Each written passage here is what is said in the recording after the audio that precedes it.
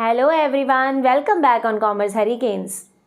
आज हम जो चैप्टर करने जा रहे हैं उसका नाम है जर्नल। जैसा कि आपको पता ही है कि हमने पीजीटी कॉमर्स के सिलेबस की एक सीरीज स्टार्ट की हुई है और मैं इसमें आपको बहुत से टॉपिक्स ऑलरेडी करवा चुकी हूँ। उनमें से एक टॉपिक था डबल एंट्री सिस्टम, जिसमें हमने 3 गोल्डन रूल किए थे। वो गोल्डन रूल हमारे जर्नल चैप्टर का बेस है। आई होप आपने मेरी वो वीडियो देखी है। अगर नहीं देखी ज़रूर देखिएगा, तभी आपको आज का चैप्टर समझ आने वाला है। लिंक आपको डिस्क्रिप्शन में मिल जाएगा और ऊपर आई बटन में भी मिल जाएगा।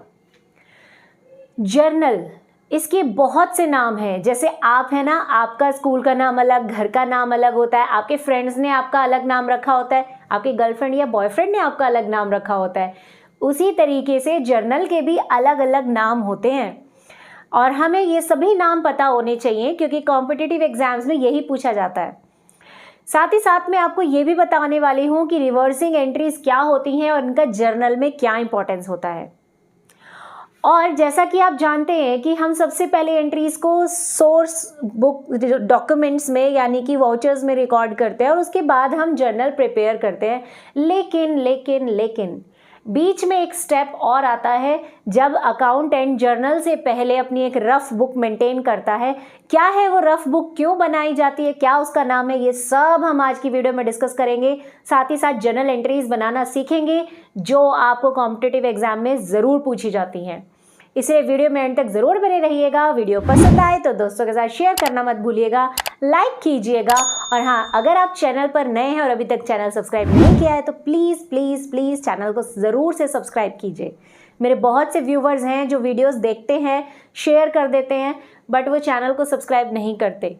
प्लीज़ ऐसा मत कीजिए। जब आपको कोई चीज़ पसंद आ रही है तो आप उस चैनल का हिस्सा बनिए ताकि मेरी आने वाली हर वीडियो के बारे में आपको जानकारी मिले। तो चलिए स्टार्ट करते हैं, ज़्यादा समय बर्बाद नहीं करूँगी। तो हम पहले डिस्कस करते हैं जर्नल के बारे में कुछ इम्पॉर्टेंट फैक्ट्स, ठीक है। तो सबसे पहली बात कि जर्नल होता क्या है। देखिए, हम सोर्स डॉक्यूमेंट्स मेंटेन करते हैं जिसके ऊपर मैं ऑलरेडी वीडियो बना चुकी हूँ, ठीक है। वो वीडियो भी आप देखिएगा, लिंक डिस्क्रिप्शन में है। सोर्स डॉक्यूमेंट्स और वाउचर्स के बाद हम एक रफ बुक बनाते हैं जिसे हम वेस्ट बुक या मेमोरेंडम बुक कहते हैं। इस बुक में क्या होता है कि जो अकाउंटेंट है वो होने वाली हर ट्रांजैक्शन को रफली नोट करता रहता है ताकि उससे कोई भी ट्रांजैक्शन मिस ना हो, और फिर उस रफ नोटबुक में से देखकर वो फेयर ट्रांजैक्शंस बनाता है जर्नल के अंदर। जर्नल कुछ नहीं, एक तरह की बुक होती है जिसमें सबसे पहली बार बुक्स की या ट्रांजैक्शंस की रिकॉर्डिंग की जाती है। अब सवाल ये उठता है कि अगर हम वेस्ट बुक और मेमोरेंडम बुक बना रहे हैं तो जर्नल में सबसे पहली बार एंट्रीज कैसे हो गई। देखिए, ये जो वेस्ट बुक बनाई जाती है ये अकाउंटेंट अपनी सहूलियत के लिए बनाता है। इसको बनाना मैंडेटरी नहीं है, ये हमारे बुक्स ऑफ अकाउंट्स का पार्ट नहीं होता, ठीक है। ये सिर्फ एक रफ नोटबुक की तरह हो जाती है। जैसे आप लोग क्लास में क्या करते हो, रफ में काम नोट करते हो और फिर घर जाके उसको फेयर नोटबुक में लिखते हो ना, बिल्कुल वैसे ही, ठीक है। अब जर्नल क्या है, एक तरह की फेयर बुक है जिसमें पहली बार ट्रांजैक्शंस को रिकॉर्ड किया जाता है, ट्रांजैक्शंस की जर्नल एंट्रीज बनाई जाती है। वेस्ट बुक को बनाने का फ़ायदा ये है कि हमारी कोई भी ट्रांजैक्शन मिस नहीं होती। छोटी से छोटी, बड़ी से बड़ी, हर तरह की ट्रांजैक्शन वहाँ रिकॉर्ड कर दी जाती है जिससे कि अकाउंटेंट का काम ईजी हो जाता है। ये एक तरह का बुक कीपिंग ही कह सकते हो आप, ठीक है। जर्नल के बारे में फर्स्ट इंपॉर्टेंट फैक्ट तो मैंने आपको बताया वेस्ट बुक के बारे में। सेकेंड इंपॉर्टेंट फैक्ट जो है वो क्या है हमारा, फर्स्ट था वेस्ट बुक, सेकेंड फैक्ट है कि इसमें जो भी ट्रांजैक्शंस रिकॉर्ड करी जाती हैं वो क्रोनोलॉजिकल ऑर्डर में रिकॉर्ड की जाती हैं। क्रोनोलॉजिकल ऑर्डर का मतलब होता है डे टू डे, यानी हर दिन जो जो ट्रांजैक्शन हो रही है, जिस टाइम पर हो रही है, बस उसी टाइम इसको रिकॉर्ड कर दिया जाता है, ठीक है। जर्नल जो है इसमें जितनी भी एंट्रीज की जाती हैं वो बेस्ड होती हैं डबल एंट्री सिस्टम पर, ठीक है जी। ये कुछ इंपॉर्टेंट पॉइंट्स हैं जो एग्जाम में पूछे जाते हैं, पता होना चाहिए आपको। इसमें डबल एंट्री सिस्टम के अकॉर्डिंग ट्रांजैक्शंस को रिकॉर्ड किया जाता है। इसमें एक कॉलम होता है जिसे हम लेजर फोलियो यानी कि LF कहते हैं, ठीक है। लेजर फोलियो क्या है, ये हमें बताता है कि इस ट्रांजैक्शन से रिलेटेड अकाउंट हमें किस लेजर में मिलेगा, किस पेज नंबर पे मिलेगा, ठीक है। लेजर फोलियो लिखना बहुत ज़रूरी होता है, इससे ट्रांजैक्शन के अकाउंट का पता चलता है। लेजर क्या होता है ये भी मैं आपको आने वाली वीडियोस में बताऊंगी, घबराइए मत, सब कुछ करवाऊंगी। अगर मैंने बीड़ा उठाया है आपका एग्ज़ाम क्रैक करवाने का तो मैं आपको हर चीज़ बताऊंगी। आपको बस मेहनत से पढ़ना है, दिल लगा के, वीडियो को लाइक करना है और शेयर करना है, चैनल तो सब्सक्राइब कर ही दीजिए। चलिए नेक्स्ट जो हम इसके बारे में बात करेंगे वो ये कि ये जो है इसके मैंने आपको बोला ना कि डिफरेंट डिफरेंट नेम्स होते हैं। तो इसका पहला नेम जो है वो होता है बुक्स ऑफ प्राइमरी एंट्री, ठीक है ना, बुक्स ऑफ प्राइम एंट्री, या इसे बोलते हैं बुक्स ऑफ ओरिजिनल एंट्री, या इसे डे बुक भी कहा जाता है, डे बुक। इसके अलावा इसका नाम है books of books of first entry, ठीक है, बुक्स ऑफ फर्स्ट एंट्री, क्योंकि पहली बार यहाँ रिकॉर्डिंग हो रही है। इसके साथ साथ इसे प्राइमरी बुक भी कहा जाता है। तो एग्जाम में इनमें से कोई भी आपको ऑप्शन में मिल सकता है, आपको ये सारे नाम याद करने पड़ेंगे, ठीक है जी। तो ये थे कुछ जर्नल के बारे में महत्वपूर्ण जानकारी। अब हम बात करते हैं कि देखिए आप नोट्स की फिक्र मत कीजिए, स्क्रीनशॉट लेने की ज़रूरत नहीं है। आपको नोट्स मैं टेलीग्राम चैनल पर फ्री में प्रोवाइड करूंगी, आप बस टेलीग्राम चैनल को ज्वाइन कर लीजिए, लिंक आपको डिस्क्रिप्शन में मिल जाएगा। तो ये था हमारा कुछ इम्पॉर्टेंट हिस्सा जो कि इसके MCQs में पूछा जाता है। अब हम बात करते हैं कि जर्नल एंट्रीज बनाई कैसे जाती हैं। Journal entries in 3 golden rules पर बेस्ड होती है। ये रूल्स मैं आपको ऑलरेडी बता चुकी हूँ, एक बार रिवाइज कर लेते हैं। फर्स्ट है debit what comes in, credit what goes out, यानी जो भी चीज़ बिजनेस में आ रही होगी उसको आप डेबिट कर दोगे और जो भी चीज़ बिजनेस से बाहर जाएगी उसको आप क्रेडिट कर दोगे। Next, debit all expenses and losses, credit all income and gain. ये मैं आपको ऑलरेडी डिटेल में करवा चुकी हूँ, है ना। डेबिट ऑल एक्सपेंस का मतलब जितने भी एक्सपेंसेस बिजनेस में हो रहे हैं या जितने भी लॉसेज हो रहे हैं उन सबका नाम डेबिट में आएगा, और जितनी भी इनकम या गेन हो रहे हैं उन सबका नाम हम क्रेडिट में लिखेंगे। Debit the receiver, credit the giver, मतलब जो इंसान पैसा या सामान रिसीव कर रहा होगा उसका नाम डेबिट में आएगा, और जो इंसान पैसा या सामान या कुछ भी चीज़ दे रहा है उसका नाम हम क्रेडिट में रिकॉर्ड करेंगे, ठीक है। इतना मैंने आपको बता दिया था। अब ये भी सुन लो कि ये रूल्स किन अकाउंट्स पर बेस्ड होते हैं। ये वाला जो रूल है ये रियल अकाउंट से रिलेटेड होता है, ये वाला जो रूल है ये नॉमिनल से रिलेटेड होता है। मैं आपको इन अकाउंट्स के बारे में भी ऑलरेडी करा चुकी हूँ और आई होप आपने वो वीडियोस देखी हैं। नहीं देखी तो प्लीज़ जल्दी से जाके देखिए, प्लेलिस्ट में भी मिल जाएगी, डिस्क्रिप्शन में भी। रिसीवर एंड ये जो है ये होता है हमारा पर्सनल अकाउंट, ठीक है। ये 3 तरह के अकाउंट्स होते हैं जिनके लिए ये रूल्स होते हैं। अब ये रूल्स कैसे हम यूज़ करेंगे जर्नल एंट्रीज बनाने के लिए वो देखते हैं। ये भी बता देती हूँ आपको मैं कि क्वेश्चंस कैसे आते हैं एग्जाम में। देखिए वो कोई एक जर्नल एंट्री मतलब ट्रांजैक्शन देगा आपको और फिर पूछेगा कि इस ट्रांजैक्शन में किस अकाउंट को डेबिट किया जाएगा या किस को क्रेडिट किया जाएगा, ठीक है, या कितनी अमाउंट को डेबिट क्रेडिट किया जाएगा। इस तरीके से क्वेश्चंस पूछे जाते हैं। तो आप ऑप्शंस पे टिक तभी कर पाओगे ना जब आपको जर्नल एंट्री बनानी आती होगी, है ना। तो चलिए हम पहले बात करते हैं गुड्स के बारे में, ठीक है। गुड्स से रिलेटेड सारी जर्नल एंट्रीज हम पहले करते हैं। पहले हम डिस्कस करते हैं गुड्स परचेज्ड के बारे में, ठीक है। फर्स्ट है हमारा गुड्स परचेज्ड। अब देखिए 2 तरीके से आप गुड्स खरीद सकते हो, या तो आप कैश में खरीदोगे, ठीक है ना, या आप उधार पे खरीदोगे। यही है 2 तरीके, और तो कोई तरीका नहीं है, है ना। तो अगर आप गुड्स कैश में खरीद रहे हो तब क्या एंट्री बनेगी। देखिए जर्नल एंट्रीज करने के लिए सबसे आसान तरीका है ट्रांजैक्शन को ध्यान से पढ़ो और देखो कि किन 2 चीज़ों की बात की गई है, कौन सी 2 चीज़ें यहाँ सबसे ज़्यादा इंपॉर्टेंट है। क्योंकि हमारा अकाउंट्स किस पर बेस्ड है, डबल एंट्री सिस्टम, यानी 2 अकाउंट तो हमें चाहिए। तो गुड्स परचेज्ड फॉर कैश, एक तो यहाँ गुड्स खरीदने की बात हुई है और दूसरा यहाँ कैश की बात हुई है, ठीक है जी। गुड्स क्या है, हमारे सामान है। जब हम सामान खरीदेंगे तो सामान बिजनेस में आएगा, बदले में कैश जाएगा। एक चीज़ आ रही है दूसरी चीज़ जा रही है, तो ये कौन सा रूल हो गया भाई, जल्दी से बताइए। गुड्स सामान है, कैश भी सामान है, यानी ये रियल अकाउंट हो गया। ये मैं आपको बता चुकी हूँ, रियल अकाउंट एसेट्स और लायबिलिटीज से रिलेटेड होता है, ठीक है। ये जो है एसेट्स और लाइबिलिटीज से रिलेटेड होता है। नॉमिनल अकाउंट एक्सपेंसेस, लॉस और इनकम से रिलेटेड होता है। पर्सनल अकाउंट ह्यूमन बीइंग, कोई फर्म या ऑर्गेनाइजेशन से रिलेटेड होता है। ठीक है। अब ये वाला है रियल अकाउंट। तो रियल अकाउंट का रूल क्या कहता है? रियल अकाउंट का रूल कहता है debit what comes in, credit what goes out. जो चीज़ आ रही है उसको डेबिट कर दो, जो चीज़ जा रही है उसको क्रेडिट कर दो। तो कर दो भाई, इसमें दिक्कत क्या है? क्या सोल्यूशन हो गया? बिजनेस में सामान आ रहा है तो जो चीज़ आ रही है उसको डेबिट करो।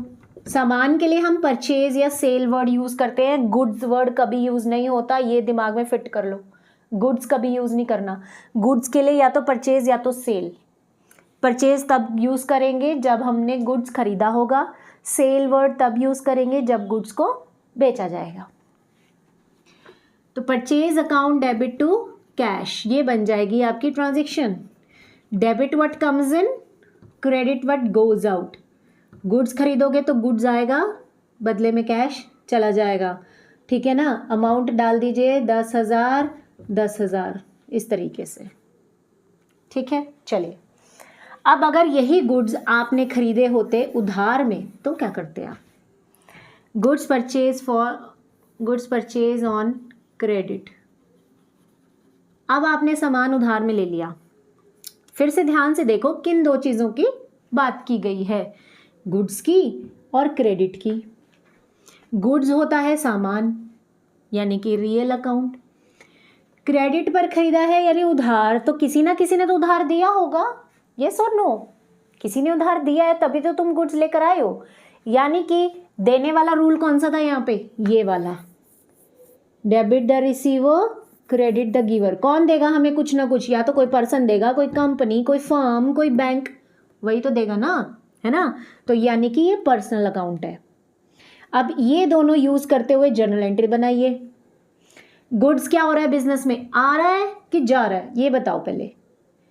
गुड्स परचेज करोगे तो गुड्स बिजनेस में आएगा, और रूल क्या कहता है? डेबिट व्हाट कम्स इन, यानी कि इसको डेबिट कर दो। ठीक है भैया, कर दिया। जो आप कहेंगे हम तो वही करेंगे जी। ठीक है। क्रेडिट, किसी ने उधार दिया, रूल क्या कहता है? क्रेडिट द गिवर, देने वाले को क्रेडिट कर दो। तो ठीक है, टू क्रेडिटर या सप्लायर भी कह सकते हो, क्योंकि आपने उससे सामान खरीदा है, किसी का नाम तो दिया ही नहीं है, तो या तो क्रेडिटर या तो सप्लायर। अगर किसी का नाम दिया होता, सपोज यहाँ दिया होता कि गुड्स खरीदे हैं राम से, ठीक है, तो फिर राम का नाम आता। ठीक है ना। फिर आपकी एंट्री होती purchase account debit to Ram. नाम नहीं है तो क्रेडिटर या सप्लायर, और वैल्यू आ जाएगी 10,000 10,000। ठीक है। कंडीशन समझ आ गई, गुड्स कैश में खरीदने की और उधार पे खरीदने की। अब एग्जाम में देखो इतना सिंपल तो नहीं पूछेंगे वो आपसे, है ना। इतना सिंपल ये तो कोई बच्चा भी बता देगा। तो वो आपसे क्या पूछ सकते हैं? वो आपसे पूछेंगे गुड्स परचेज्ड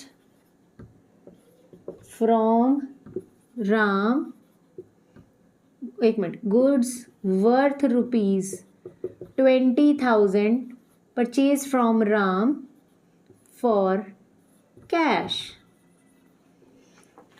अब इसमें क्या दिक्कत है? आप कहेंगे मैम ने बोला था कैश वर्ड है तो कैश की ट्रांजैक्शन हो जाएगी, और अगर नाम है तो उधार की ट्रांजैक्शन हो जाएगी।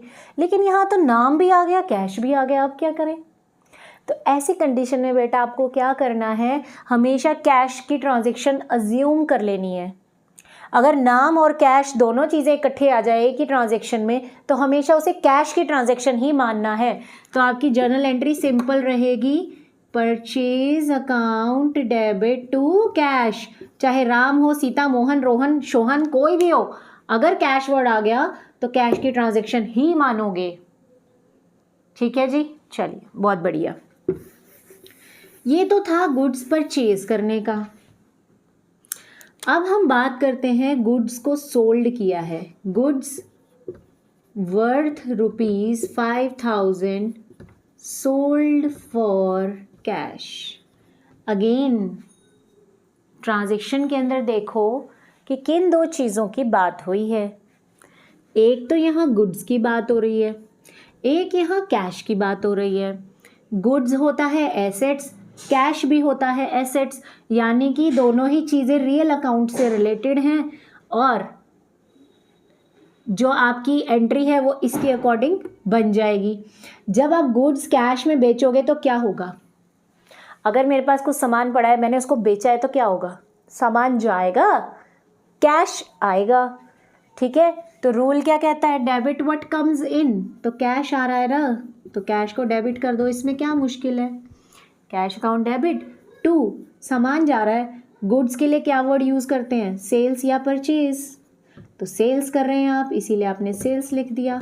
5000 एंट्री कंप्लीट। अब एक बात और बता दूं, जो अकाउंटेंट होता है वो सिर्फ एंट्री बना के काम ख़त्म नहीं करता, वो हर एंट्री के नीचे एक शॉर्टकट लिखता है, मतलब शॉर्ट में ना ट्रांजैक्शन के बारे में बताता है, जैसे कि for goods sold for cash ₹5000। इस तरीके से वो शॉर्ट में ना लिख देता है कि ये जो एंट्री है ये किसके बारे में है। और ये जो इसने शॉर्ट में लिखा है ना बेटा, इसको कहा जाता है नरेशन। क्या कहा जाता है? नरेशन। Very good. ठीक है, कैश टू सेल्स हो गया। चलिए, अब अगर मैं आपको कह दूं कि यहाँ पर हमने जो गुड्स बेचे हैं वो कैश में नहीं बेचे, मैं केसेस चेंज कर रही हूँ, समझो इस चीज़ को। गुड्स जो हैं वो बेचे हैं आपने 5000 के, मगर वो उधार में बेचे हैं, ऑन क्रेडिट। ठीक है, आपने वो उधार में बेच दिया। गुड्स की बात हो रही है और क्रेडिट यानी कि उधार की बात हो रही है। उधार, अगेन आप अगर सामान बेचोगे किसी को तो आप सामान दे रहे हो, है ना, और वो इंसान सामान ले रहा है। तो मैं अपनी बुक्स में अपना ही नाम तो नहीं लिखूंगी, है ना। मेरे तरफ से तो सामान चला गया, सामान गया किसी के पास उधारी में, तो उसने सामान रिसीव किया, वो हो गया रिसीवर, यानी कि ये वाला रूल लगा लीजिए, डेबिट द रिसीवर। तो रिसीवर कौन है? हमारा कस्टमर है, क्योंकि हमने कस्टमर को बेचा है, तो कस्टमर को डेबिट कर दिया टू सेल्स। ये तो क्रेडिट ही रहेगा क्योंकि सामान जा रहा है, और according to the rule credit what goes out, है ना। कितना सिंपल, वेरी गुड। नीचे क्या आ जाएगा इसके? नरेशन। ठीक है, चलिए अब इसी में एक और केस, मैं आपको हर तरह का क्वेश्चन करवा रही हूँ ताकि आपको एग्जाम में कोई दिक्कत ना आए। अगला case, goods worth ₹5000 sold to Sita for cash. अब बताइए यहाँ क्या होगा? गुड्स बेचा है, सीता भी आ गया, कैश भी आ गया, नाम भी आ गया, कैश भी आ गया। क्या करना चाहिए? यस, अगर सिर्फ नाम होता है तो वो क्रेडिट की ट्रांजैक्शन होती है, लेकिन अगर नाम और कैश दोनों आ गए इट मीन्स वो कैश की ट्रांजैक्शन मानी जाएगी। ठीक है, तो क्या एंट्री बन जाएगी? जल्दी से बताइए बताइए। हाँ, बिल्कुल सही, cash account debit to sales 5000। Same वही एंट्री जो थोड़ी देर पहले मैंने आपको करवाई थी, कैश वाली। ठीक है, चलिए, बहुत बढ़िया। तो ये गुड्स से रिलेटेड तो हमारी हो गई एंट्रीज। अब हम बात करते हैं सेकंड एंट्री की। सेकंड है हमारा किससे रिलेटेड है? विड्रॉल से। विड्रॉल फॉर पर्सनल यूज, थोड़ा नीचे लिख देती हूँ।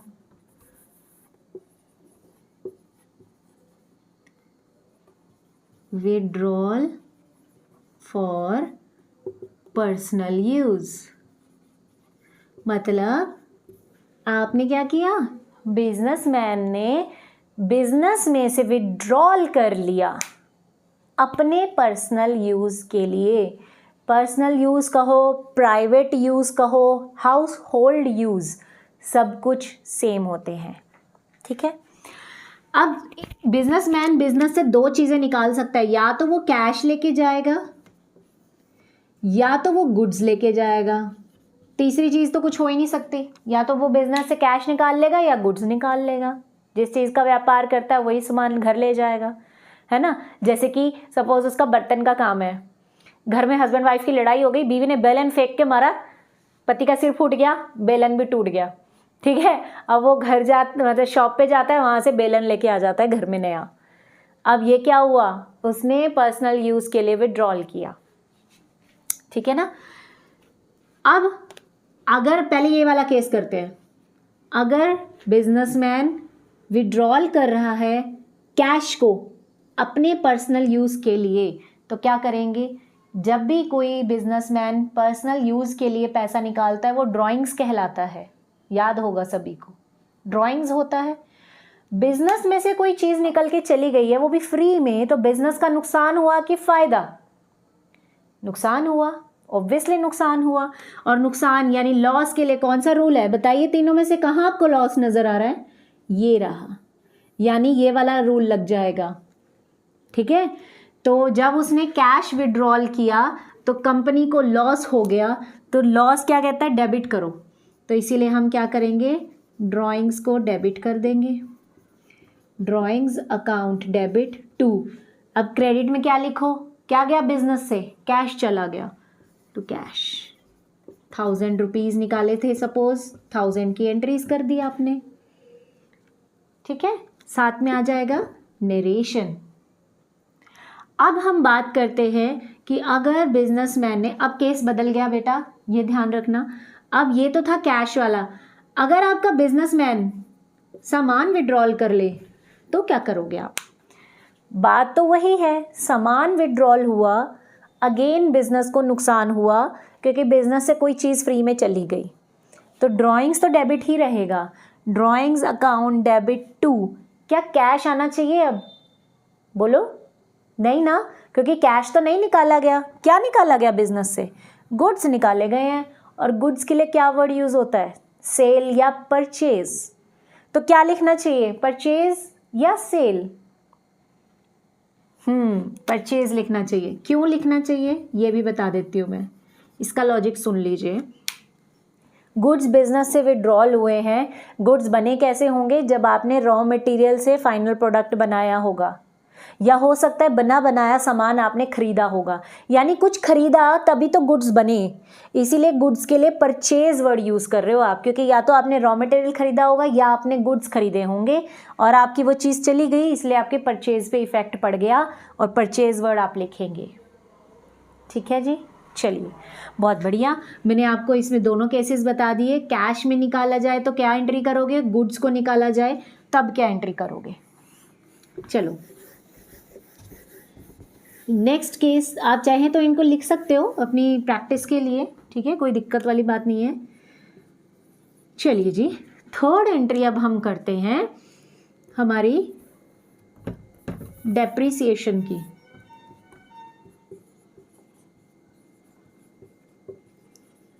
डेप्रिसिएशन क्या होता है, क्या बला है ये? डेप्रिसिएशन को समझने के लिए आपको एक एग्जाम्पल देती हूँ मैं। सपोज़ करते हैं आपके पास एक मोबाइल फ़ोन है जिसको आपने ख़रीदा था 26,000 में, 26,000 में, ठीक है। आपने उसको 3 महीने यूज़ किया, 4 महीने यूज़ किया, अब आप उसको मार्केट में बेचने जाते हो सेकेंड हैंड, तो क्या वो 26,000 में बिक जाएगा? नहीं बिकेगा। क्या वो 26,000 से ज़्यादा में बिकेगा? नहीं बिकेगा। वो हमेशा 26,000 से कम रेट पे बिकेगा, बहुत ही कम रेट पे। और ये जो उसकी वैल्यू कम हुई है ना, मार्केट में आपके प्रोडक्ट की जो वैल्यू कम हो गई है, इस कम हुई वैल्यू को ही हम डेप्रिसिएशन कहते हैं, ठीक है।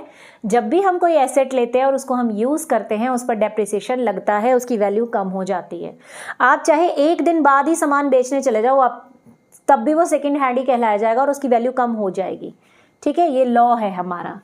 तो डेप्रिसिएशन क्या है? आपकी कोई चीज़ की वैल्यू कम हो गई, आपको फ़ायदा हुआ कि नुकसान हुआ, ये बताओ। जो फ़ोन 26,000 का था अब वो सिर्फ 15,000 में बिक रहा है, नुकसान हुआ है कि नहीं हुआ है ना, यानी कि कौन सा रूल लग जाएगा, लॉस वाला। ठीक है, तो डेप्रिसिएशन हमेशा डेबिट होता है क्योंकि रूल कह रहा है debit the expenses and losses. तो डेप्रिसिएशन डेबिट हो गया, डेप्रिसिएशन अकाउंट डेबिट टू, जिस चीज़ पर डेप्रिसिएशन लगा उसका नाम आ जाएगा। अगर तो क्वेश्चन में दे रखा है कि कार पे डेप्रिसिएशन लगा तो आ जाएगा कार, अगर लिखा है मशीनरी पे लगा तो आएगा मशीनरी, बिल्डिंग है तो बिल्डिंग, जो भी चीज़ लिखी होगी भैया उस पर डेप्रिसिएशन लगा दो। लेकिन मैम अगर डेप्रिसिएशन किस पर लगी है ये दिया ही ना जाए तो क्या करें, क्योंकि एग्जामिनर जो बैठे हैं ना क्वेश्चन पेपर बनाने के लिए कॉम्पिटिटिव एग्जाम्स के या कोई भी पेपर बनाते हैं वो सिंपल चीज़ तो नहीं डालते। उन्होंने सिंपल लिख दिया कि हमारे पास एक एसेट थी और उस पर डेप्रिसिएशन लग गया इतना %। ऐसी कंडीशन में आप क्या करोगे, जब आपको एसेट का नाम ही नहीं पता कि किस चीज़ पर लगा है तो आप सिंपल एसेट ही लिख दोगे, depreciation account debit to asset account, क्योंकि जब नाम ही नहीं पता तो मैं खुद से नाम थोड़ी ना दूंगी। ठीक है जी, चलिए आई थिंक अब आपको समझ आ गया है ना कि कैसे ये रूल्स यूज़ होते हैं। चलिए अब एक हम और रूल यूज़ करते हैं, नेक्स्ट केस एक्सपेंसेस का। सपोज करते हैं आपने सैलरी पे की है, salary paid ₹25,000 to Rahul. Rahul को 25,000 सैलरी दी गई है। तो हमारे पास यहाँ किन दो चीज़ों की बात हुई है, एक तो यहाँ सैलरी दी गई है और दी किस में है, कैश में। दो चीज़ें ये हो गई। अब कुछ बच्चे कह रहे होंगे कि मैम राहुल की भी तो बात हुई है तो राहुल को भी लीजिए, है ना। तो राहुल को यूज़ नहीं करेंगे हम। रीज़न क्या है, क्योंकि हमारे यहाँ पर जो राहुल है ना वो रिसीवर है, ठीक है, वो सैलरी रिसीव कर रहा है, वो थर्ड पार्टी इंसान है। ठीक है, यहाँ पर बात किसकी हो रही है, सैलरी पे की गई है। सबसे इंपॉर्टेंट चीज़ें कौन है यहाँ, राहुल इंपॉर्टेंट है कि सैलरी इंपॉर्टेंट है। सैलरी तो सबको दी जाएगी, राहुल है, शीला है, मीना है, मोना, कोई भी हो। हमारे लिए एम्प्लॉय इंपॉर्टेंट नहीं है, बिजनेस के लिए इंपॉर्टेंट है सैलरी। ठीक है, और सैलरी दे रहे हो कैश में दे रहे हो तो कैश भी बिजनेस के लिए इंपॉर्टेंट है, एम्प्लॉय इंपॉर्टेंट नहीं है। आज राहुल है कल कोई और होगा, एम्प्लॉयज़ तो बदलते रहेंगे, लेकिन सबसे ज़्यादा इंपॉर्टेंट क्या है बिजनेस के लिए कि सैलरी देनी पड़ रही है। तो राहुल को इग्नोर करो और सैलरी और 25,000 को पकड़ लीजिए। अब अगर आप में से कोई राहुल नाम का बच्चा देख रहा है वीडियो तो प्लीज़ ऑफेंड मत हो जाना कि राहुल को छोड़ने के लिए कह दिया। ठीक है, सिंपल बात है कि राहुल को यहाँ इग्नोर करके इन दो चीज़ों की हमने बात करनी है। सैलरी दे रहे हो यानी एक्सपेंस उठाना पड़ रहा है बिजनेस को, तो according to the rule salary will be debited. क्यों डेबिट हो गया सैलरी, क्योंकि debit all expense and losses. और बिजनेस के पॉइंट ऑफ व्यू से देखो बेटा, हर ट्रांजैक्शन को बिजनेस के नज़रिए से देखना है कि बिजनेस को सैलरी देनी पड़ रही है तो बिजनेस का नुकसान हो रहा है और बदले में बिजनेस से कैश जा रहा है। जाने के लिए कौन सा रूल है तीनों में से, जाने के लिए कोई चीज़ जब जा रही है ये वाला है ना।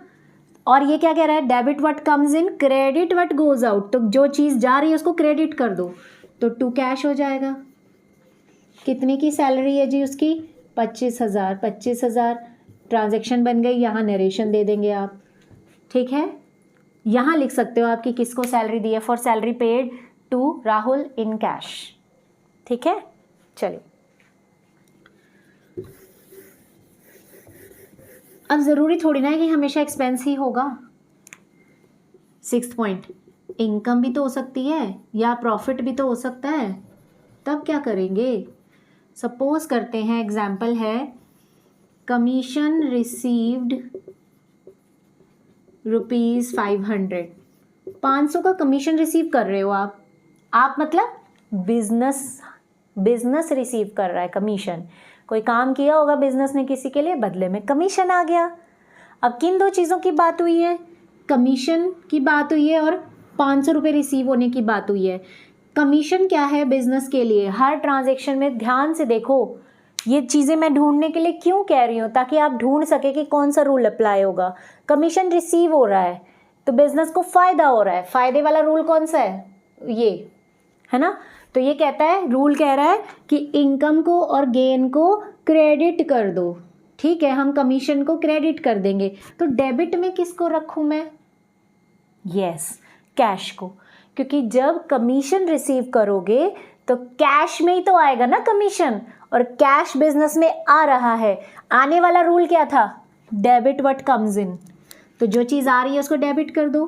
तो cash account debit to commission received ₹500 500, इस तरीके से एंट्री बन गई।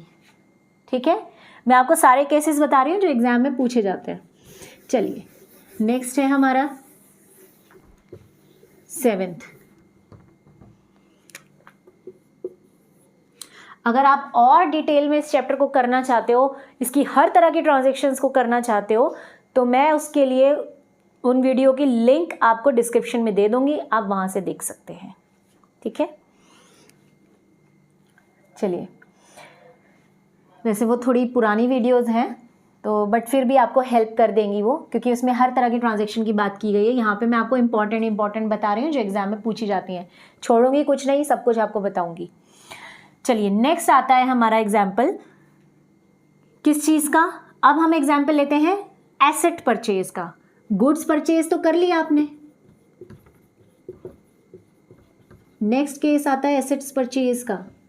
अगर आप एसेट को परचेज करते हो या उसको सेल करते हो, तब क्या जर्नल एंट्री बनेगी? देखिए, सपोज करते हैं आपने खरीदा है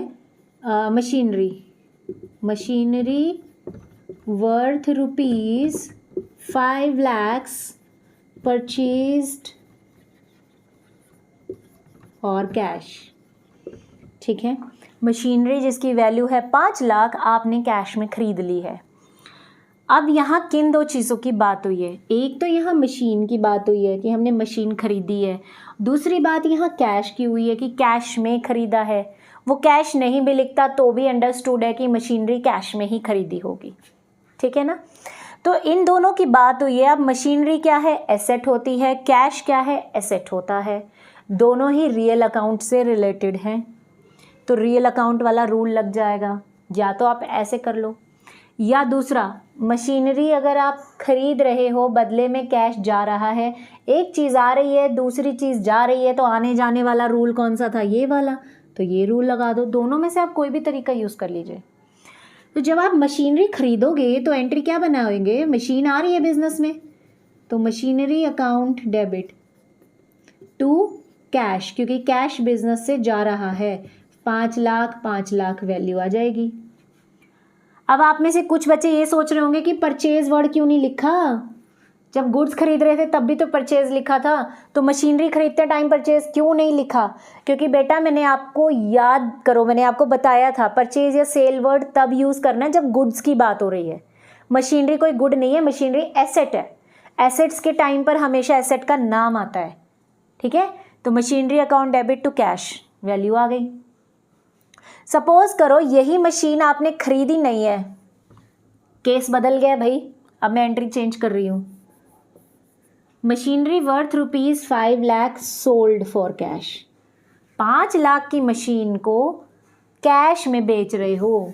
अब जर्नल एंट्री क्या बनेगी? जल्दी से बनाइए, अपनी अपनी नोटबुक में फटाफट बनाइए। मैं सिर्फ 5 सेकेंड तक करती हूँ। टिक टिक 1, टिक टिक 2, टिक टिक 3, टिक टिक 4, टिक टिक 5। बन गई? वेरी गुड, बिल्कुल सही बोला आपने। जब हम मशीन को बेचते हैं कैश में, तो एक चीज़ आ रही है और एक चीज़ जा रही है। कैश बिजनेस में आ रहा है, बदले में मशीनरी जा रही है। तो जो आ रहा है उसको डेबिट कर दो, क्योंकि रूल तो यही कहता है, debit what comes in, cash account debit to machinery account. ठीक है, 5 लाख आपकी एंट्री कंप्लीट। 5 लाख। आप एग्जाम में 5L मत लिखना, इसको कंप्लीट लिखा जाता है। ठीक है ना, 5 लाख हो गया। चलिए, बहुत बढ़िया। अब तो मुझे लगता है आप लोगों को समझ आ गया होगा कि ये रूल्स कैसे यूज़ किए जाते हैं, है ना? ये वाले रूल्स कैसे यूज़ होते हैं। तो बेसिक फंडा आपको समझ आ गया है। अब मैं इन रूल्स को रब कर रही हूँ, अब आप ये रूल्स देखे बिना एंट्रीज बनाने की कोशिश करना और कॉन्सेप्ट्स को समझने की कोशिश करना। अब हमारा जो नेक्स्ट टॉपिक है वो है ट्रेड डिस्काउंट का एंड कैश डिस्काउंट का। बहुत इंपॉर्टेंट है, इस पर क्वेश्चन पक्का पूछा जाता है। ट्रेड डिस्काउंट और कैश डिस्काउंट, ठीक है, इसको कॉमन टॉपिक कहते हैं, डिस्काउंट का टॉपिक है ये। अब अगर आप बिजनेस कर रहे हो तो डिस्काउंट के बिना तो काम कर ही नहीं सकते, डिस्काउंट तो देना पड़ेगा, हर हाल में देना पड़ेगा कस्टमर्स को अट्रैक्ट करने के लिए। और हमेशा हम भी कभी ना कभी डिस्काउंट पर सामान खरीदते हैं, तो यानी बिजनेसमैन डिस्काउंट देता भी है और डिस्काउंट लेता भी है। हमारे बिजनेस में 2 तरह के डिस्काउंट्स होते हैं, ठीक है, जैसे एक सिक्के के 2 पहलू हैं वैसे इस डिस्काउंट के भी 2 पहलू हैं। पहले आप इन डिस्काउंट्स का बीच का फ़र्क समझ लो, तभी आपको एंट्रीज समझ आएंगी। ट्रेड डिस्काउंट क्या होता है, देखिए हमारे पास ना 3 पार्टीज़ हैं, ध्यान से समझना। डायग्राम मेरी बहुत पुअर बनते हैं, ठीक है, थोड़ा सा एडजस्ट कर लो। तो ये 3 पार्टीज़ हैं हमारे पास। एक पार्टी है होलसेलर की या प्रोड्यूसर की, एक पार्टी है हमारे पास सॉरी हाँ ठीक है, एक पार्टी है होलसेलर की, एक है प्रोड्यूसर की, दूसरी है रिटेलर की और तीसरी है कस्टमर की।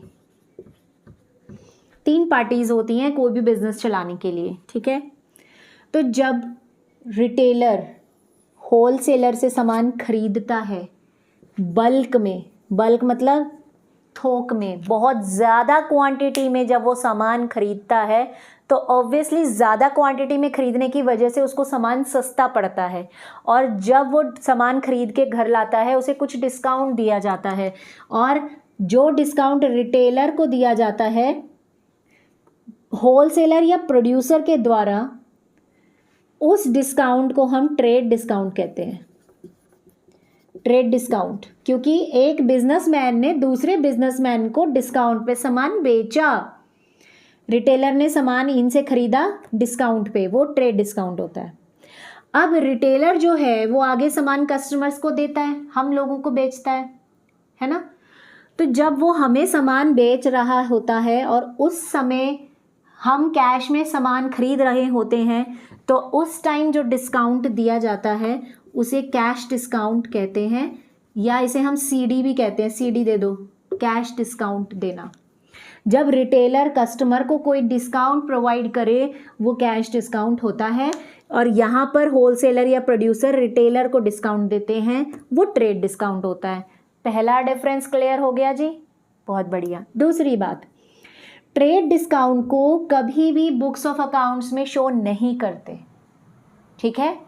मतलब जब आप जर्नल एंट्री बनाएंगे तो उसमें इसको एज एन ट्रेड डिस्काउंट नहीं दिखाया जाता, लेकिन कैश डिस्काउंट को हमेशा हम अपनी बुक्स में जर्नल में रिकॉर्ड करते हैं, इसकी एंट्री की जाती है, ठीक है।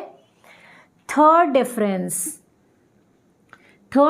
ये है कि जो ट्रेड डिस्काउंट है ना, ये कैश के टाइम पर भी दिया जा सकता है और ये क्रेडिट के टाइम पर भी दिया जा सकता है। मतलब रिटेलर अगर कैश में खरीदे या चाहे उधार में खरीदे, दोनों ही बारी में उसको ट्रेड डिस्काउंट मिलेगा। लेकिन कैश डिस्काउंट सिर्फ तभी दिया जाता है जब आप कैश में सामान खरीद रहे हो, ठीक है। मतलब अगर मैं कस्टमर हूँ, मैं एक शॉपकीपर से सामान कैश में खरीद रही हूँ, तभी मुझे कैश डिस्काउंट दिया जाएगा, और इसीलिए इसको डिस्काउंट को ना कैश डिस्काउंट कहते हैं, क्योंकि ये सिर्फ कैश की पेमेंट्स के टाइम पर होता है, ठीक है ना। ये कैश की पेमेंट जल्दी मंगवाने के लिए दिया जाता है। जैसे सपोज करते हैं मैंने किसी से सामान खरीदा और मैं उसको कह रही हूँ कि मैं 15 दिन बाद पेमेंट करूँगी, तो उस बंदे ने बोला ठीक है ले जाओ, लेकिन अगर आप मुझे 10 दिन के अंदर पे कर दोगे ना तो मैं आपको 10% डिस्काउंट अलाउ कर दूंगा। तो मैं उस 10% के लालच में क्या करूँगी, उसको जल्दी पेमेंट कर दूंगी, ठीक है। तो ये कैश डिस्काउंट जो है कैश के टाइम पर किया जाता है। अब आप सोचेंगे कि आपने तो बोला था क्रेडिट पर नहीं करते, फिर आप अभी यहाँ एग्जाम्पल क्रेडिट वाला क्यों दे रहे हो? क्योंकि मैं जिस समय उसको पेमेंट कर रही हूँ मैंने कुछ ना कुछ कैश में पे किया है, ये ध्यान रखना। जब मैं उस सामान को खरीद रही हूँ ना, तो सारा का सारा सामान मैंने उधार पे नहीं लिया, थोड़ा सा सामान मैंने उधारी पे रखा हुआ है, कुछ मैंने उसको कैश भी दिया है, तो वो मुझे उस समय भी डिस्काउंट दे रहा है, और फिर कैश डिस्काउंट दे रहा है जो मैंने उसको कैश में पे किया है उस पर। और उसके बाद वो कह रहा है कि अगर आपने ये टाइम, जो उधार वाली आइटम है, इसको भी टाइम पे दे दिया या टाइम से पहले दे दिया तो और डिस्काउंट आपको दे दूंगा। ठीक है, जब पूरा का पूरा क्रेडिट पर हो तो कभी भी कैश डिस्काउंट नहीं मिलता। आ गई बात समझ में? डाउट क्लियर हो गया? ठीक है जी, तो ये समझ आ गया आपको फंडा, इनके डिफरेंसेस आपको क्लियर हो गए। चलिए अब हम इनकी जर्नल एंट्रीज देखते हैं।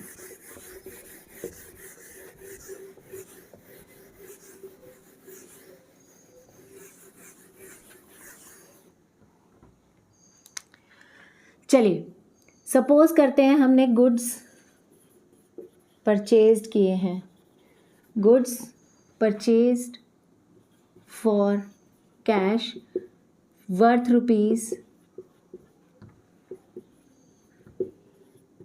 ₹15,000 and received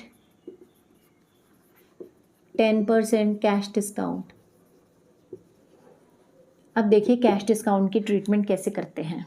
जैसा कि मैंने कहा कि इसको बुक्स में लिखते हैं, पहले कैश डिस्काउंट सीख लो, फिर ट्रेड डिस्काउंट भी सिखाऊंगी। गुड्स परचेज्ड फॉर कैश मतलब आप कैश में सामान खरीद रहे हो, जिस सामान की वैल्यू है 15,000 और आपको डिस्काउंट मिल रहा है।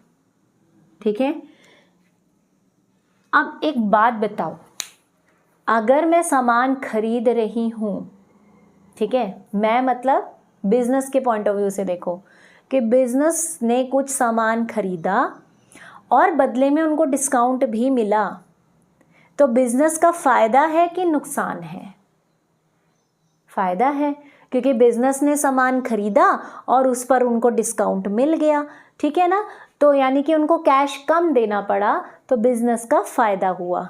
ठीक है जी, चलिए अब हम इसके एंट्रीज बनाते हैं। 15,000 की चीज़ थी, 10% डिस्काउंट माइनस हो जाएगा इसमें से, डिस्काउंट माइनस ही तो होता है, डिस्काउंट लगा दिया आपने। 15,000 का 10% होता है 1500। अगर किसी को नहीं पता कैसे किया है मैंने तो देख लीजिए। 15,000 का 10%, 0 से 0 कैंसिल, 0 से 0 कैंसिल, 1500 रुपये आ गया। ठीक है, तो ये वाली वैल्यू है। जहां आपको 15,000 देना था वहां अब आपको सिर्फ 13,500 पे करना है। ठीक है, अब इसकी जर्नल एंट्री कैसे बनेगी? गुड्स परचेज कर रहे हैं, बताइए परचेज की एंट्री क्या बनाते हो आप? Purchase account debit to cash, यही बनाते हो, purchase account debit to cash. ठीक है ना, अब इसमें एक और चीज़ आ गई है। हाँ, एक तो गुड्स की बात हुई थी, एक कैश की बात हुई थी और एक डिस्काउंट की भी बात हुई है। एक ही ट्रांजैक्शन में 3 चीज़ों की बात हुई है, तो तीनों चीज़ें हमें यहाँ दिखानी पड़ेंगी। ठीक है, purchase account debit to cash तो आपने लिख दिया, लेकिन ये जो डिस्काउंट आपको मिला है इसका क्या करना चाहिए? डिस्काउंट आपको मिला है तो आपका फ़ायदा हुआ है, यानी आपका गेन हुआ है। और रूल क्या कहता था? Debit the expenses, credit the income and gain, है ना। तो इनकम और गेन को क्रेडिट किया जाता है, यानी कि क्रेडिट में हम लिखेंगे टू डिस्काउंट रिसीव्ड, क्योंकि हमें डिस्काउंट रिसीव हुआ है, हमें फ़ायदा हो गया है। ठीक है, अब इसमें वैल्यूज़ डालेंगे। परचेजेस कितने के थे? एक्चुअल में परचेजेस कितने के थे वो लिखिए। परचेज में कौन सा आएगा? एक्चुअल का वैल्यू। एक्चुअल में 15,000 थे। कैश कितना देना पड़ा आपको? 13,500 का, है ना, कैश तो इतना ही दिया आपने। डिस्काउंट आपको कितना मिला? 1500 का, तो 1500 का आपको डिस्काउंट मिल गया। तो इस तरीके से बन गई आपकी जर्नल एंट्री, है ना। कितना सिंपल। जिसको नहीं समझ आया वो वीडियो को रिवाइंड करके दोबारा से देख लीजिएगा, बिल्कुल समझ आ जाएगा। ठीक है, चलिए, हमें ये रिसीव हुआ था, फ़ायदा हुआ था, इसलिए हमने इसको क्रेडिट कर दिया। ये कैलकुलेशन भी आई थिंक आपको समझ आ गई है। चलिए अब हम बात करते हैं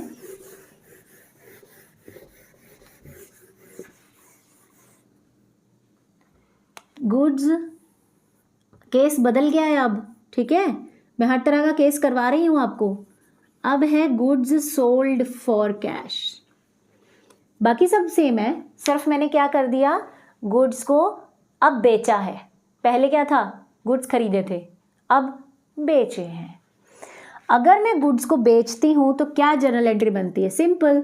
अगर हम गुड्स बेचते हैं तो कैश हमारे पास आता है और हम लिखते हैं cash account debit to sales, ठीक है। अभी थोड़ी देर पहले ही कराया था मैंने आपको।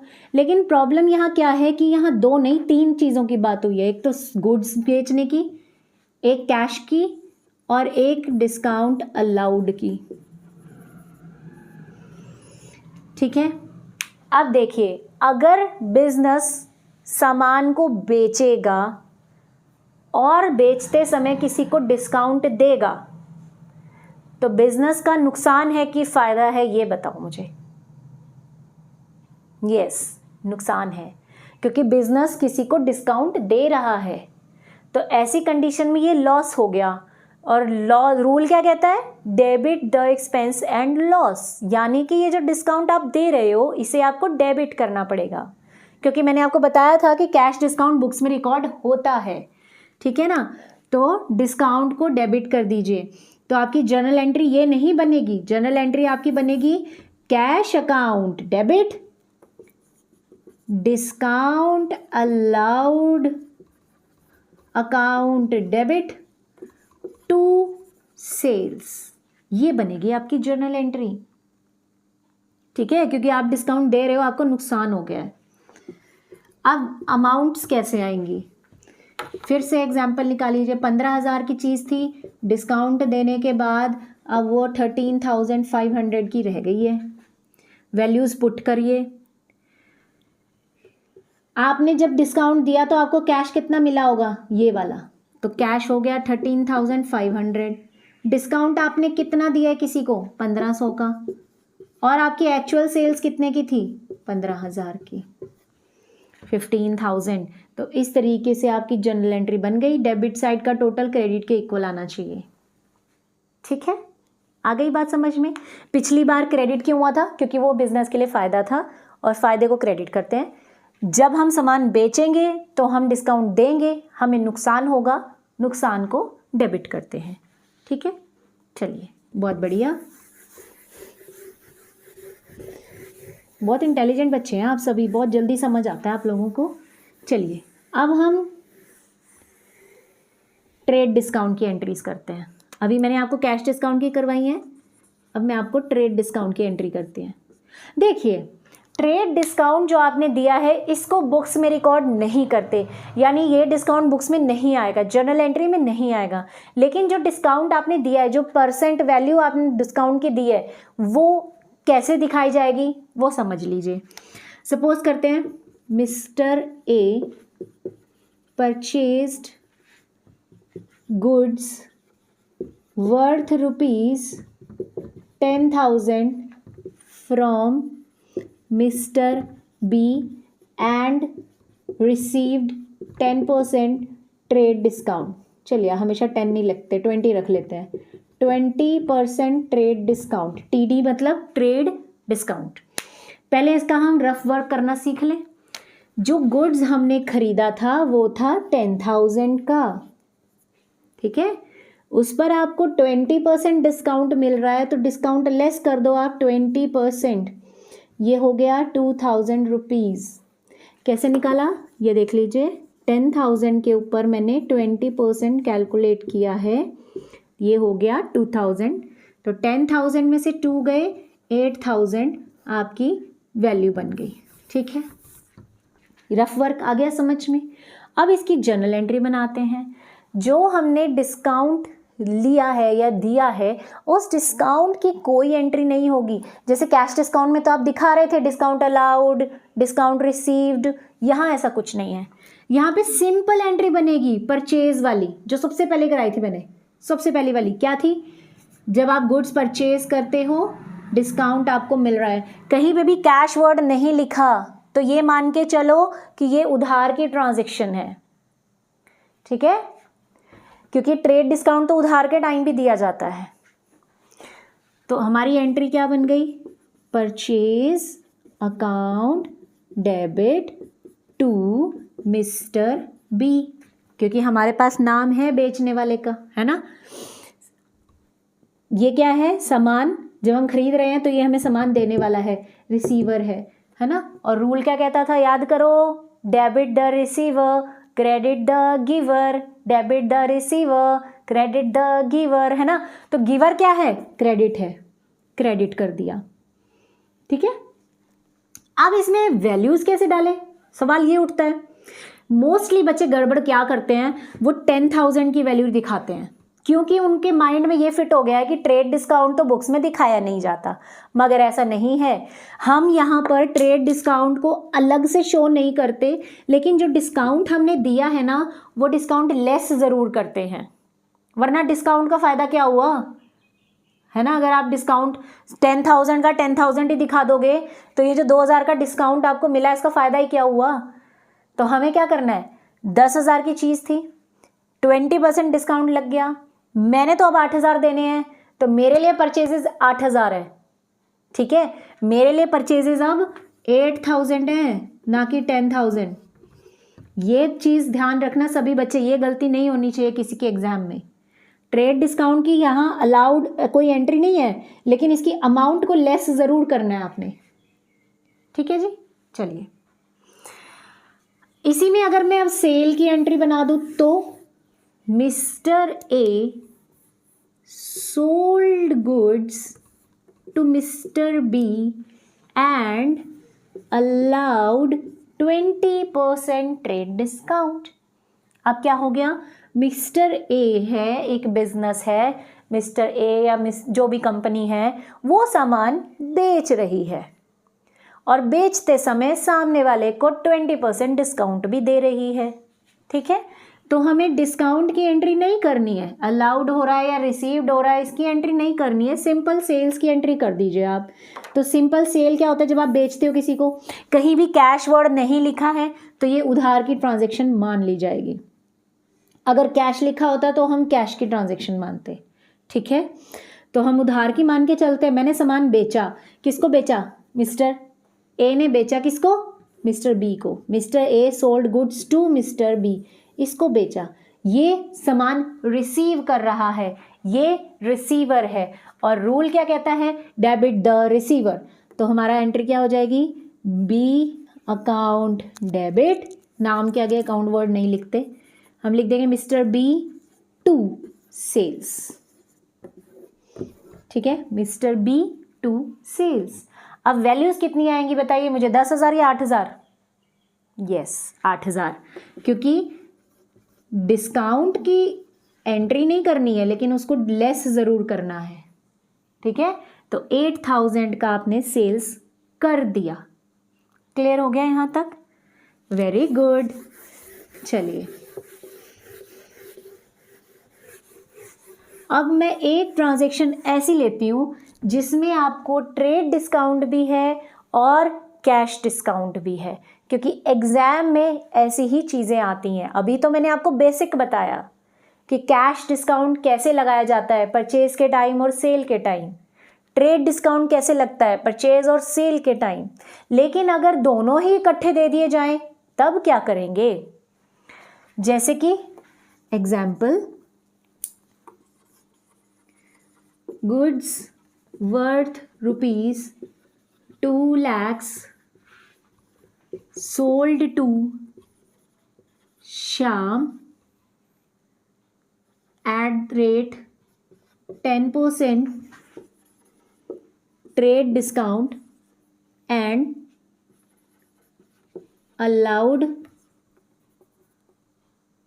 1% कैश डिस्काउंट। अब देखिए इस ट्रांजैक्शन में क्या है, गुड्स जिसकी वैल्यू है 2 लाख, ये बेची जा रही है शाम को 10% ट्रेड डिस्काउंट पर, और साथ ही साथ हम उसे अलाउ कर रहे हैं 1% कैश डिस्काउंट भी, ठीक है। तो ट्रेड डिस्काउंट भी हो गया और कैश डिस्काउंट भी हो गया। कैसे करोगे अब आप? देखिए, ये मैंने आपको सिर्फ समझाने के लिए दिया है। अब ये मत सोचना कि एक बिजनेसमैन ने शाम को बेच दिया तो ट्रेड डिस्काउंट कैसे हो गया या कैश डिस्काउंट कैसे हो गया। नहीं, इतना ज़्यादा डीप में घुसने की ज़रूरत नहीं है। सिर्फ कॉन्सेप्ट को समझिए कि अगर दोनों चीज़ें इकट्ठे दी हों तो कैसे हम सॉल्यूशन करेंगे। ठीक है, तो पहले मैं आपको सॉल्व करना बताती हूँ, सीक्वेंस बताती हूँ। हमेशा जो भी आपका प्रोडक्ट है ना, उसकी वैल्यू ली जाती है।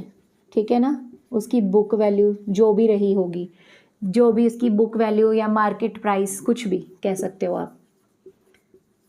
ठीक है ना, जो भी मार्केट प्राइस होगा उसमें से सबसे पहले तो ट्रेड डिस्काउंट लेस किया जाता है। क्यों? क्योंकि ट्रेड डिस्काउंट कौन देता है? प्रोड्यूसर या होलसेलर, रिटेलर को देता है। रिटेलर तो बाद में आता है, पहले होलसेलर आए हैं, तो जिन्होंने डिस्काउंट पहले दिया पहले उनका नाम आएगा। उन्होंने डिस्काउंट दिया तो पहले आप ट्रेड डिस्काउंट लेस करते हैं। फिर जो वैल्यू बचती है उसके ऊपर हम कैश डिस्काउंट देते हैं, और वो भी तब देंगे अगर कैश डिस्काउंट क्वेश्चन में दिया होगा। ठीक है, नहीं दिया तो नहीं करते हैं। ये इसका सीक्वेंस है। हमेशा ऐसे ही करना है। ट्रेड डिस्काउंट पहले माइनस होगा, फिर कैश डिस्काउंट माइनस होगा। अब इस क्वेश्चन में देखिए, प्रोडक्ट की वैल्यू कितनी है? 2 लाख। ट्रेड डिस्काउंट कितना परसेंट है? 10%। 2 लाख का 10% होता है 20,000। तो हमने 20,000 लेस कर दिया और ये बच गया 1,80,000। ठीक है, अब 1,80,000 के ऊपर आप 1% का कैश डिस्काउंट दे रहे हो, तो 1,80,000 के ऊपर आप 1% कैलकुलेट कर लो, कितना बन गया? 1,800। ठीक है, समझ आया? 1,80,000 मल्टीप्लाई 1/100, 2 0 से 2 0 काट दी मैंने, 1,800। अब हम इनको माइनस कर लेते हैं। इनको माइनस करके हमारा आंसर आएगा ये। ठीक है, अब हमें इसके थ्रू जर्नल एंट्री बनानी है। ये समझ आ गया वर्किंग नोट? जर्नल एंट्रीज में देखिए, goods worth ₹2 lakh sold to Shyam. आपने सामान बेचा है श्याम को डिस्काउंट पर और कैश डिस्काउंट अलाउड कर रहे हो। अब यहाँ आपको नाम देख के लग रहा होगा कि शायद ये क्रेडिट की आइटम है, क्रेडिट की ट्रांजैक्शन है, लेकिन ऐसा नहीं है। अगर आप कैश डिस्काउंट किसी को अलाउ कर रहे हो, इसका मतलब है कि उसने आपको on the spot cash payment किया होगा, तभी आप उसको डिस्काउंट दे रहे हो। ठीक है, तो ये कैश की ट्रांजैक्शन मानी जाएगी। जब आप सामान बेचते हैं क्या एंट्री करते हैं आप? Cash account debit. ठीक है, कैश अकाउंट डेबिट। डिस्काउंट अब आप दे रहे हो किसी को, तो यानी कि आप डिस्काउंट अलाउड कर रहे हो, है ना। सामान बेचोगे तो डिस्काउंट दोगे, आपको नुकसान होगा, तो इसीलिए discount allowed account debit to sales. सामान बेचा है इसीलिए सेल्स। अब वैल्यूज़ कैसे डालेंगे ये ध्यान से देखना, बहुत से बच्चे इसमें गड़बड़ करते हैं। ये तो एंट्री बन गई आपकी, ये तो लगभग सारे बच्चे बना लेते हैं। प्रॉब्लम आती है वैल्यूज़ पुट करने के टाइम। कैश में आप कितनी वैल्यू लिखोगे?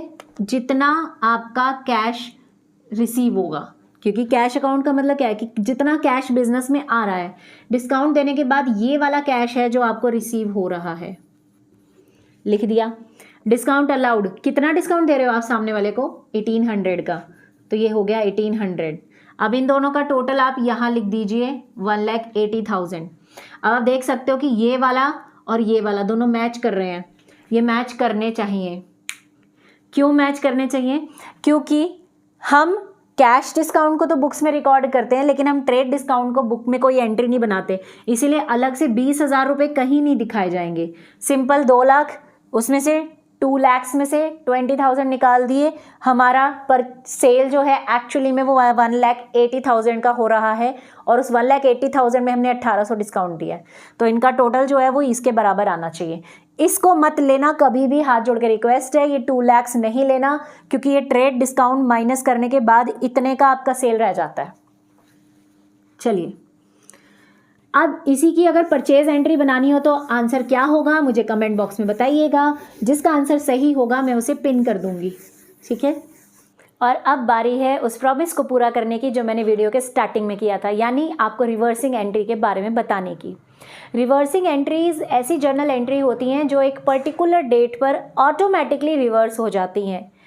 जैसे कि सपोज करते हैं कि कंपनी है, आपको मालूम है कि कोई भी कंपनी अगर अपना प्रॉफिट चेक करना चाहती है तो वो फाइनेंशियल ईयर के एंड में ही कर सकती है, लेकिन कई बार कंपनीज जो हैं वो अपने प्रॉफिट को साल के बीच में चेक करना चाहती हैं। ऐसी कंडीशन में वो रिवर्सिंग एंट्रीज़ का यूज़ करती हैं। एग्जाम्पल सपोज करते हैं कि अक्टूबर के एंड में कंपनी जानना चाहती है कि उसको कितना प्रॉफिट हुआ। अब कंपनी की ये पॉलिसी है कि वो एम्प्लॉयज़ की सैलरी नवंबर के मंथ में यानी अगले महीने 5 तारीख को देती है। तो यानी कि अक्टूबर के महीने में अगर उन्हें प्रॉफिट चेक करना है तो वो अक्टूबर महीने की सैलरी तो नवंबर 5 तारीख को देगी। अक्टूबर के महीने में उस सैलरी का कहीं कोई जिक्र नहीं है। इसकी वजह से कंपनी को ट्रू प्रॉफिट पता नहीं चल पाएगा। तो कंपनी क्या करेगी, एक रिवर्स एंट्री का वाउचर फिल कर देगी। उसमें वो एंट्री बनाएगी salary account debit to provision for salary. Salary to cash नहीं लिखेगी क्योंकि कैश अभी गया नहीं है। Salary account debit to provision for cash, provision for salary लिख देगी। उसके बाद उस वाउचर पे तारीख डाल देगी 5 नवंबर की। अब इस सैलरी को शो करके वो अपना ट्रू प्रॉफिट और लॉस चेक कर लेंगे। और जब 5 नवंबर आएगी तो ये जो वाउचर बनाया गया था ये एंट्री ऑटोमेटिकली रिवर्स हो जाएगी, यानी ऑटोमेटिकली एक्चुअल एक्सपेंस में कन्वर्ट हो जाएगी, ठीक है। तो इसी को हम बोलते हैं रिवर्स एंट्रीज। अब जो हम कॉन्सेप्ट अभी कर रहे हैं जर्नल का, मैं इस टॉपिक को यही कंप्लीट करती हूँ। मैं नेक्स्ट वीडियो में आपको आगे की और भी केसेस है वो बताऊंगी, क्योंकि वीडियो काफ़ी लॉन्ग हो गई है। फिर लॉन्ग वीडियो हो जाती है तो आप लोग परेशान हो जाते हो कि मैम ने इतनी लंबी वीडियो बना दी। तो कुछ टॉपिक्स अभी भी बाकी हैं, नेक्स्ट वीडियो में कराऊंगी। तो stay tune with me, bye, have a good day.